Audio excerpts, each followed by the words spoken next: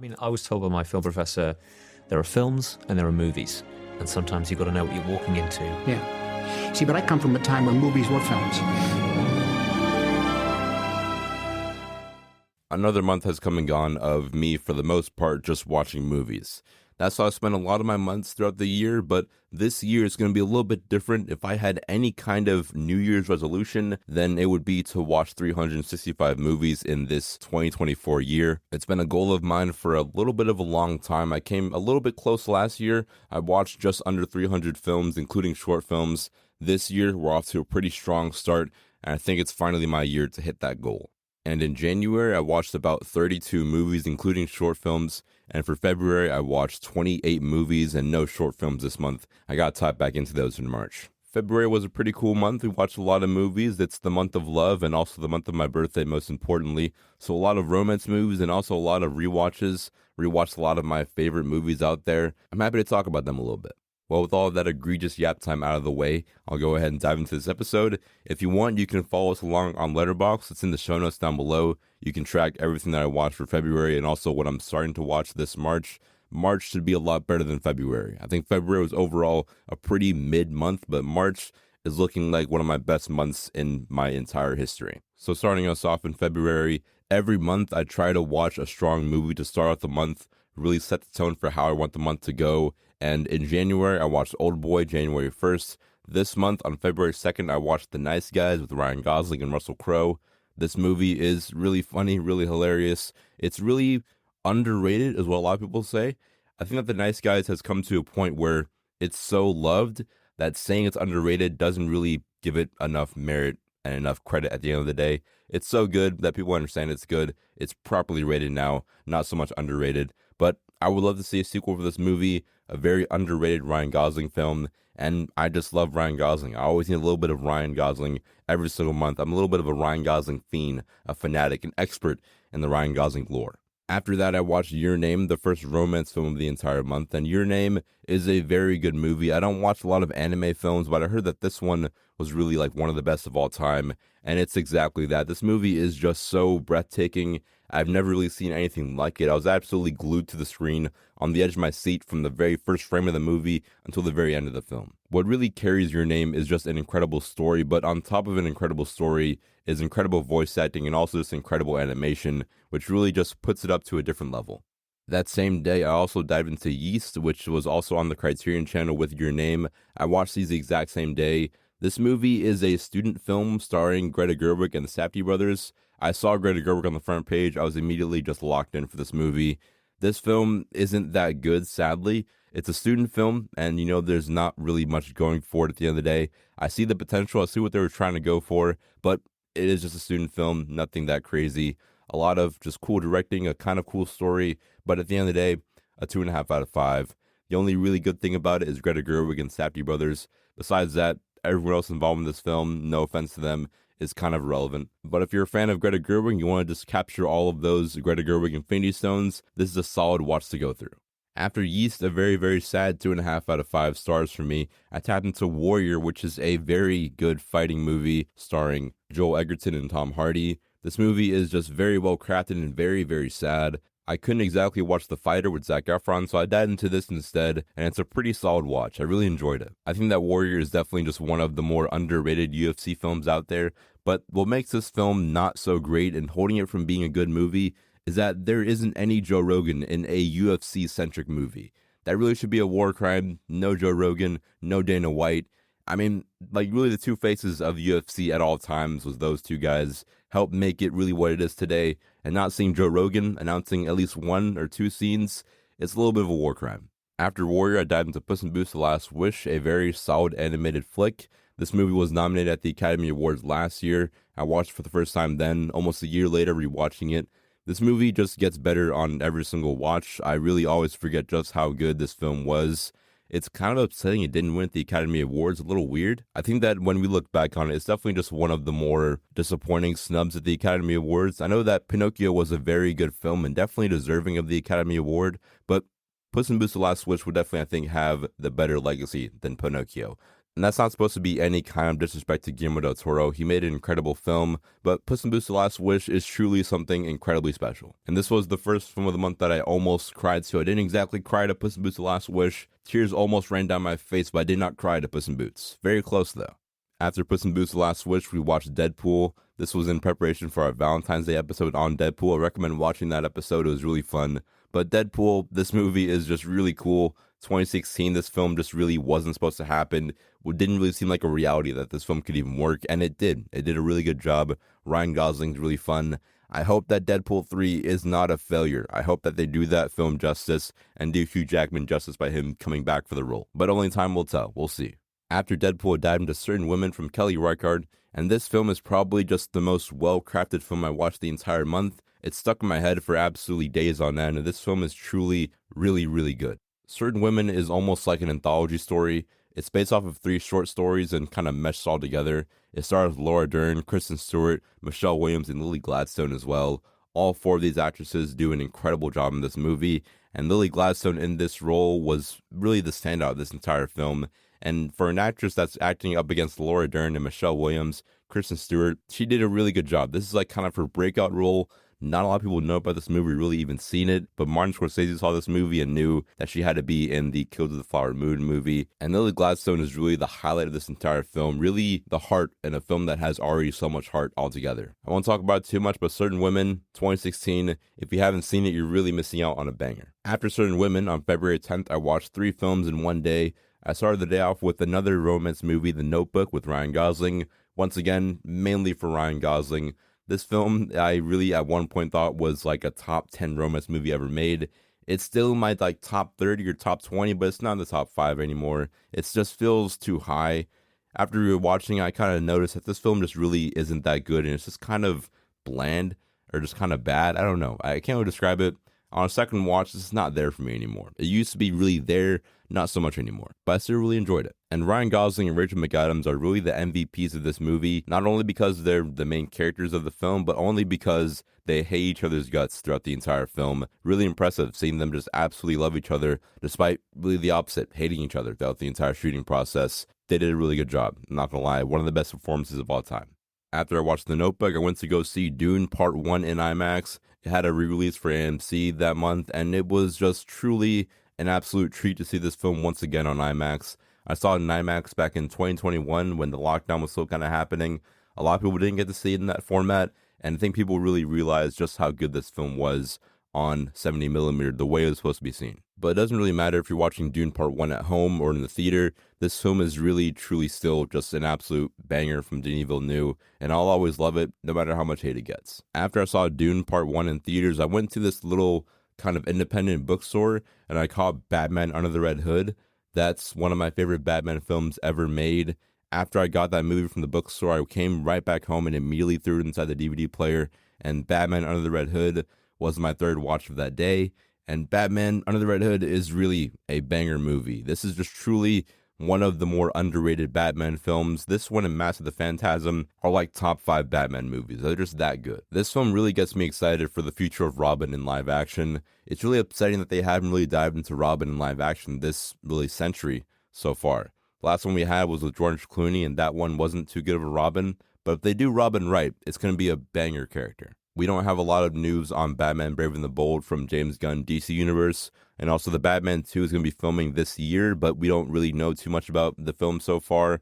Sometime this year, a couple months, we'll kind of get more information on casting, but for now, I'm praying that they'll do the Batman, and also I hope it's just Jason Todd after they do a good Dick Grayson. Damian Wayne is going to be in the new James Gunn DC Universe, so that being taken into consideration, we should already have a Dick Grayson and Jason Todd if they're already doing a Damian Wayne inside this universe. Time will tell. I'm done rambling about Batman. I love this movie. I love this character, and it's really just a top tier movie. After Batman Under the Red Hood, I dived into Love and Other Drugs starring Jake Gyllenhaal and Anne Hathaway. This movie is overall just not that good. I don't exactly hate it. I don't exactly love it. I don't have any kind of strong opinions toward this movie. I have it rated 3 out of 5, a 6 out of 10, 60%. It's slightly above average. It's not exactly terrible. If you watch it, you may love it, and, kudos to you.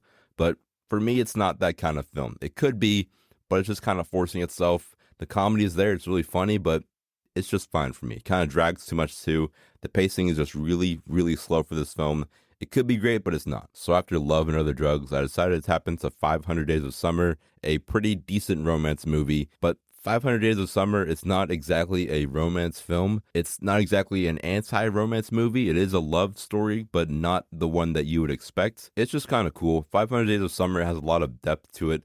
There's just a lot of moving parts with both these characters. There's no exact, I don't think, like villain or hero of this movie. I think on one hand, Zooey Deschanel's character is supposed to be like the bad person in this film. But then I kind of just realized on second watch that Joseph Gordon-Levitt's character in this film is just very mentally unwell throughout the entire movie and kind of deserved everything that he got.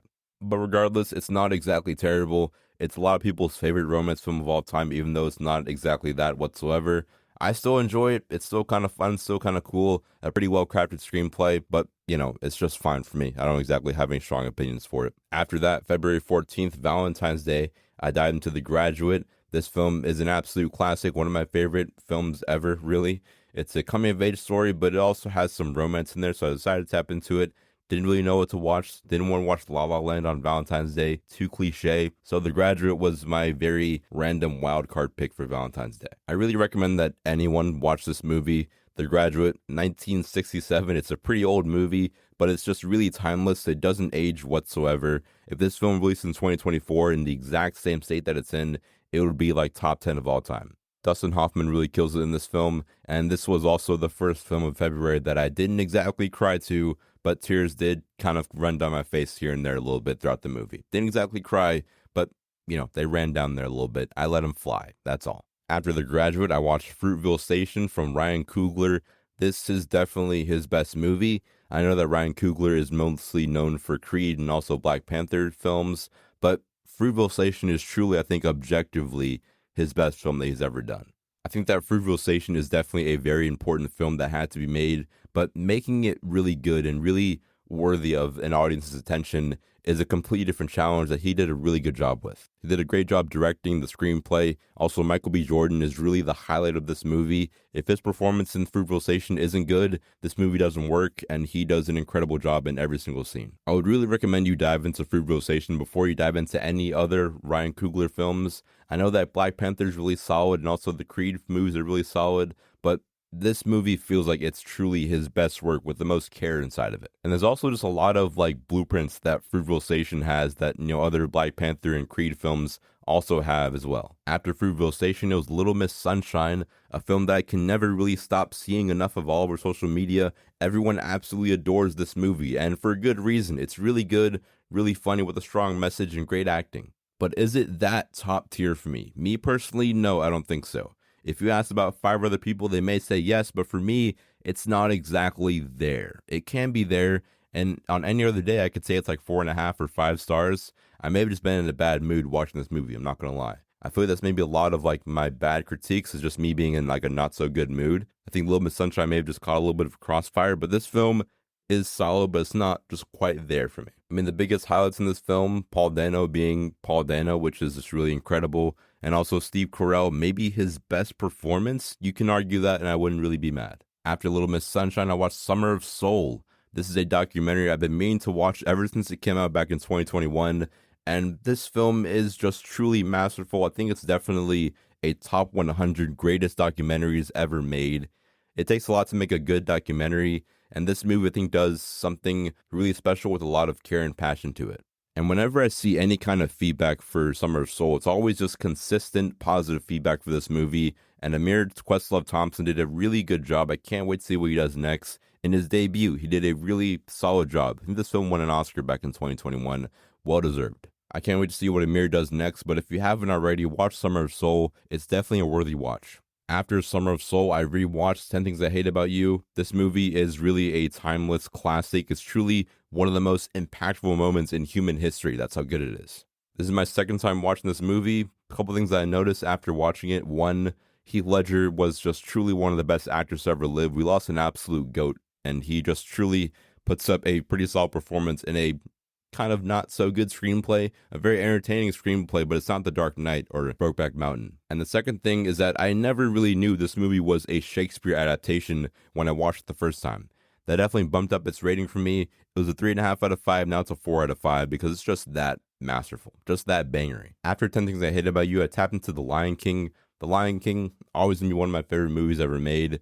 This time I watched it, also kind of my pre-birthday watch I had to tap into. I think my new resolution for every single birthday is to watch one of my favorite films ever and kind of rank something 5 out of 5 or watch one of my favorite films. I did it last year with The Lion King and Over the Hedge, and this year, kind of continue that trend with The Lion King. The Lion King, 5 out of 5, always will be that for me. After The Lion King, February 20th was my birthday, and for my birthday watch, I went to work, and then I came home and watched Over the Hedge, a movie that I've seen a little bit too much. Last year, I watched Over the Hedge 5 times in total. Is there an exact reason why I tapped into Over the Hedge 5 times in 1 year? Absolutely not.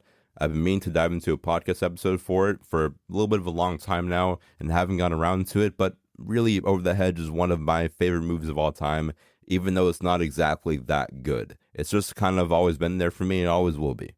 After my Over the Hedge birthday watch on February 21st, I watched the movie at work. And that movie that I watched at work was The Longest Yard with Adam Sandler. It's not the best Adam Sandler movie, probably still going to be Uncut Gems or Grown Ups. But The Longest Yard is definitely, I think, one of the better football films and definitely just kind of an underrated Adam Sandler film. If I could kind of picture anything being me and the boys playing backyard football, it would really just be The Longest Yard. This film is just an absolute blast, an absolute fun ride. I could watch it every day for the rest of my life and wouldn't really complain. After The Longest Yard, I had rewatched a lot of movies up to this point, so I had to tap into something new. I had to tap into some kind of newer movie, so I tapped into Bottoms from 2023.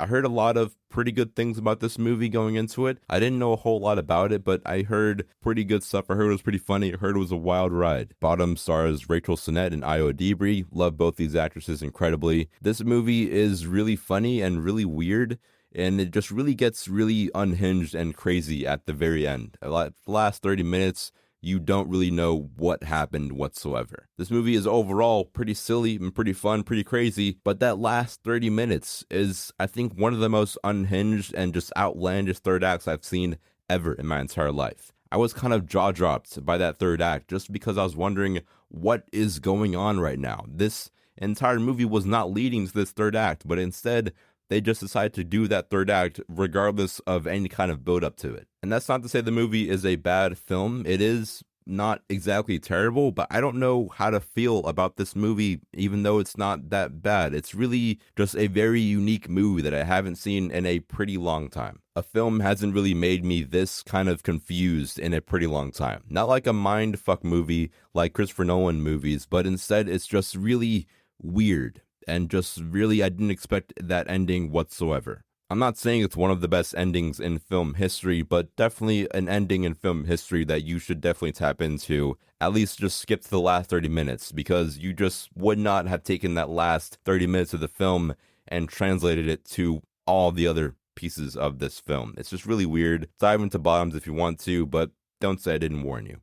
After Bottoms, for a much needed rewatch, I dived into Everything Everywhere All at Once for a second time. This movie is truly something absolutely special, absolutely incredible. Everything Everywhere All at Once is definitely still the best interpretation of the multiverse that we've ever gotten. That won't change really ever. Also, this movie cleaned up at the Oscars. We're getting close to the Oscars. Coming out tomorrow is the Academy Awards, and this was actually the first film to ever win Best Picture. That's also a sci-fi film at the Academy Awards. Really weird that it was this movie, and it took this far for a sci-fi film to win Best Picture, but the Oscars are kind of weird at the end of the day. It doesn't matter if your favorite film or favorite director has never won or been nominated for an Oscar. If you love it, then that's fine. That's all that matters. After Everything Everywhere All at Once, I went ahead and went out to the theater once again and saw Tenet in IMAX. This movie is a completely different film in IMAX.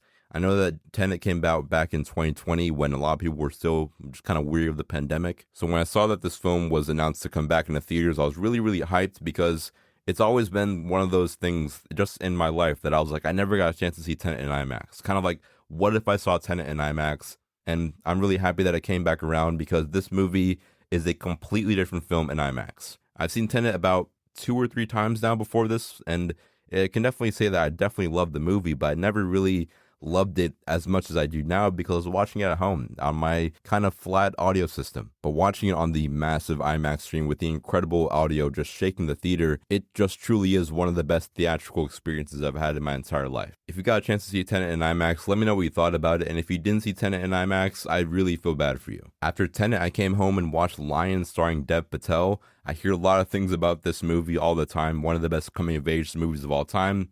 A lot of people throw that claim around there. This film is definitely very good, very powerful.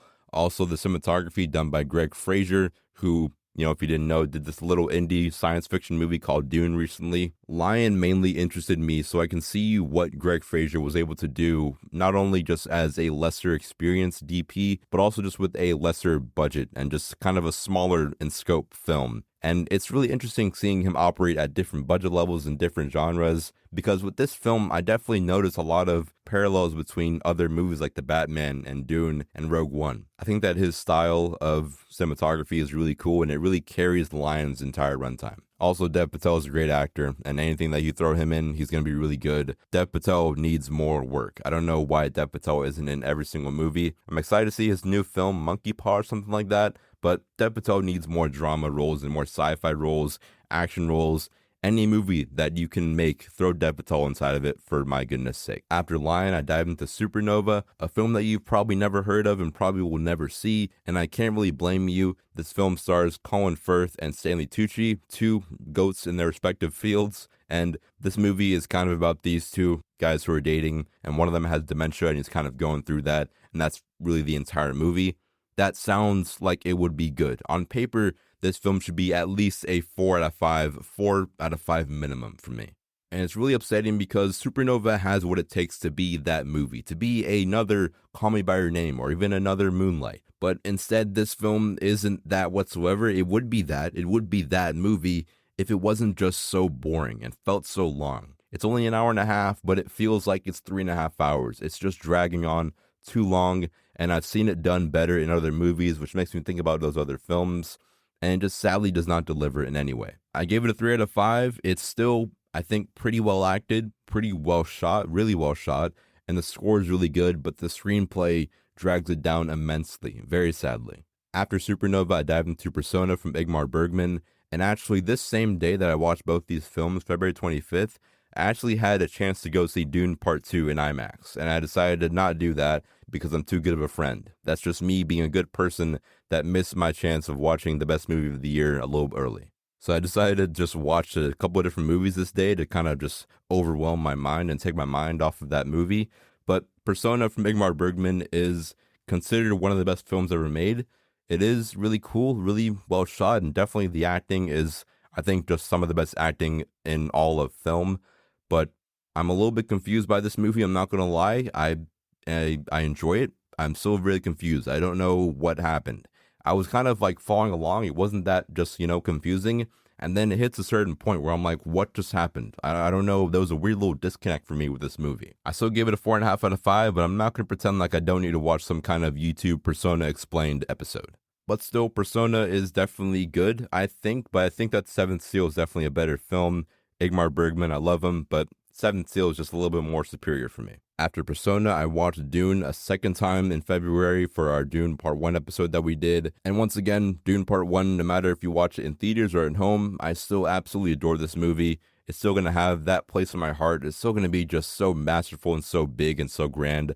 I bought the book a couple of days ago, can't wait to start reading it. And just once again, for anyone who says Dune Part 1 is too boring and too slow, just kind of remember that there wouldn't be a Dune Part 2 without Dune Part 1, so just give this film a little bit of credit for us receiving the best sequel ever made. Just saying, just throwing that out there. And our very last watch of the month was a little bit of Dune Part 2 prep for me. I watched The King starring Timothée Chalamet. The King is almost a good movie. This film has really almost everything that you would need for it to be great. The cinematography, the acting, the score, the editing, set design, production design, costume design. It's all like 10 out of 10. So what happened with this movie? It's a really big answer, but also as simple as me saying the execution is just not there with this movie. If you go watch The King with Timothée Chalamet and you think it's a great film, I absolutely understand why. And if you give this movie like 2 or 1 out of 5, I absolutely understand why. I fall somewhere in the middle, gave like a 7 out of 10, 3.5 out of 5 stars. So I think it's solid and it has a chance to be really good, but it's just not there for me. I would still recommend it. It gives me vibes of like season 1 and 2 of Game of Thrones. And overall, everyone does a really good job with the acting. And I think if I dove into this film a little bit deeper, I would give it a higher score. Maybe this month I'll tap back into The King and maybe give it a higher score. We'll see. Well, that's all I have for you. Another pretty solid month of movies. I watched 28 months in February, a little bit behind. I got to get back ahead in terms of movies. This month for me in movies, February, kind of a little bit lame, a little bit whack. I know I gave a lot of films some pretty high scores, but looking back on it, a pretty overall just sad month. I could have done a lot better in February. I think March should be better. I mean, I already saw Dune Part 2 twice in theaters. How bad can it get at this point? But I think that for March it's going to be a lot better movies, hopefully. If you want to follow along with what I watched, follow me on Letterboxd. It's linked down below in the show notes. Stay tuned for next week, Wednesday. We're doing Christopher Nolan Ranked. Sunday is the Oscars. I hope that he wins. I'm recording this episode on Thursday night. Hopefully Christopher Nolan wins the Oscar. Even if he wins the Oscar, if he doesn't win the Oscar, I'm still making that Christopher Nolan Ranked episode. I still love him as a director, and even if he loses, he's still won in everyone's book. Until that episode rolls around, follow us on all of our socials linked down below. Turn notifications on so you never miss when we upload a new podcast episode. And until next time, of course, stay swagged out, stay cool, stay yourself most importantly, and watch more movies. I'm your host Logan. I'll see you guys in the movies.